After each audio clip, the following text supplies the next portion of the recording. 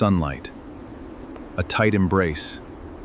The base flag snapping in the wind. A moment of pure, unblemished relief. But Daniel didn't know yet what he was coming home to. And by sunset, the man Maria held would never be the same again. They met 3 years earlier at Fort Campbell, both career soldiers, bound by the same quiet code of duty, discipline, and respect.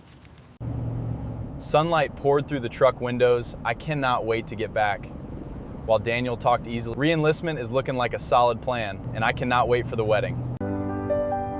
Maria watched him with the quiet pride of someone who had never once doubted the integrity of the man sitting beside her. Then they turned onto the farm road, and Daniel went completely silent. The house was gone, bulldozed flat. In its place stood concrete footings and a fresh corporate sign, Harlan Holdings. 14 months of anticipation evaporated in a single second of blinding, uncomprehending shock. 14 months of anticipation evaporated in a single second of blinding, uncomprehending shock. The truth came out in piece by piece over the next few days, in the harsh, uncompromising daylight of public records. Daniel's aging father, confused and grieving his late wife, signed legal papers he didn't understand. When his father tried to fight back, corporate lawyers buried him.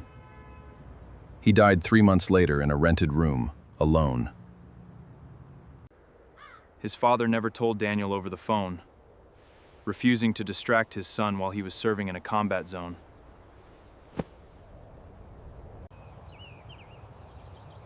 Daniel folded a flag that should have gone to a mother, standing over a grave built on stolen ground.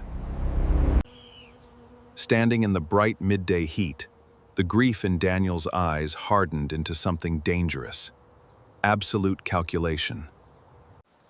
Maria noticed the change first, not by what Daniel said, but by the heavy silences that filled their days.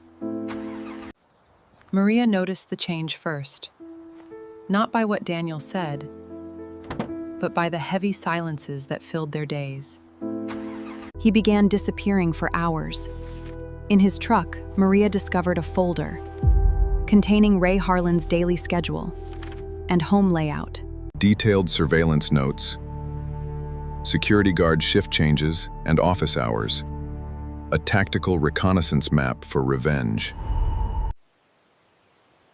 She confronted him in broad daylight, on the same porch where he had proposed to her 3 years before.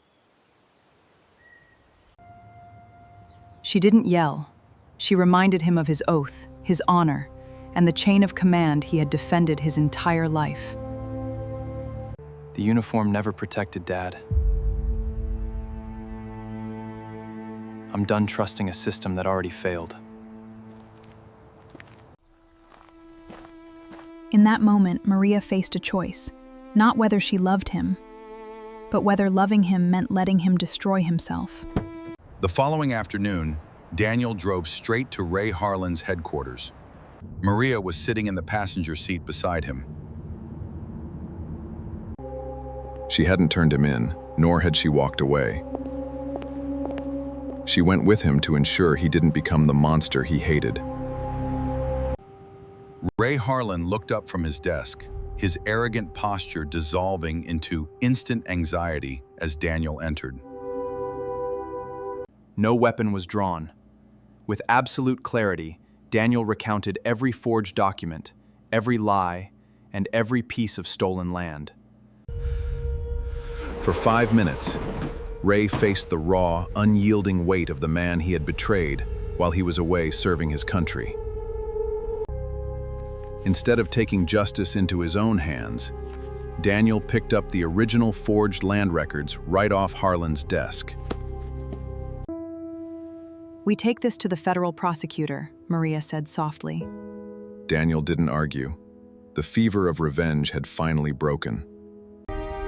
Subscribe to Frontline Files for more incredible military history and true survival stories. See you next time.